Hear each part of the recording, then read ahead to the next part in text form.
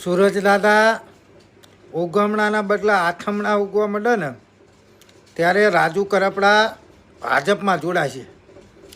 ખાલી ખેડૂતોના ખંભા બંદૂક રોકી અને ભાઈએ રાજકીય રોટલા શેકી લીધા અને હવે ખેડૂતોને સાઇડલાઇન કરશે અને કોળી સમાજના નામે રાજકારણ કરશે. એનો મ્યાન હેતુ ચોટીલા વિધાનસભા લડવાનો હ. આ રાજુ કરાપડાને ખેડૂતોના નામે બંદૂક રાખી, ખંભા બંદૂક રાખી અને ભયે ફોડી લીધી. હવે કોળી સમાજને ટાર્ગેટ કરશે.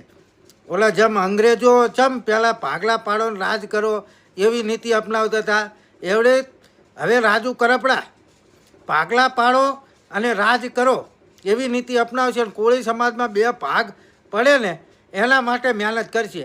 એટલે આવા અકલમઠાઓથી સાવધાન રહેજો.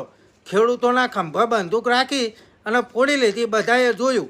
અને આજે અત્યારે ભાઈ હે ને કમલમમાં જ બેઠા હે અને ત્યાં પાછા હમણાં ભાષણ ઠોકવાનું ચાલુ કરશે.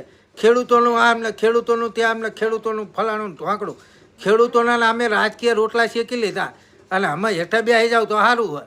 બાકી ખરેખર તમે એમ કહેતા હતા કે ખેડૂતો માટે આખી જિંદગી જેલમાં રહેવી તો એમને કોઈ હરકશોક નથી, પણ તમારા જે જૂના કેસો ખુલાડા હે ને એની અંદર તમને 5 વર્ષની સજા થાય એવી છે. એ કેસ ના ખુલાય, તમને સજા ના થાય ને એના માટે તમે ભાજપમાં જોડાણા છો. અને તમે અત્યારે એમ કહો છો કે આખી જિંદગી અમે ખેડૂત માટે જેલમાં રહી, તો તમે ભયા 5 વર્ષની સજા તમને પડવાની એના લીધે તમે ભાજપમાં જોડાણા, તો પછી આખી જિંદગી શું તમે તંબુરો ખેડૂતો હાથે જેલમાં રહેવાના હતા?